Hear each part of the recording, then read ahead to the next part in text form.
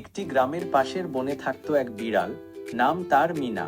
সে ছিল শান্ত, বুদ্ধিমান আর খুব কৌতূহলী।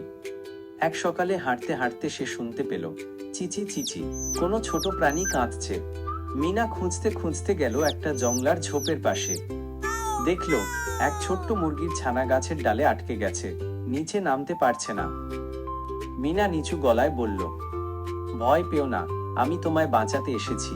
মিনা গাছ বেয়ে উঠল, সাবধানে মুরগির ছানাটিকে মুখে না নিয়ে পিঠে করে নামিয়ে আনল নিচে। ছানাটি বলল, তুমি তো আমাকে খাওনি, তুমি তো সত্যিকারের বন্ধু। মিনা হেসে বলল, বন্ধুদের সাহায্য করতে হয়, খেতে নয়। সেই দিন থেকে বিড়াল মিনা আর ছোট্ট মুরগি ছিল সবচেয়ে কাছের বন্ধু। তারা একসাথে খেলতো, ঘুমাতো আর সবাইকে শেখাতো, বন্ধুত্ব কোনো ভয় নয়, ভালোবাসা দিয়েই গড়ে ওঠে।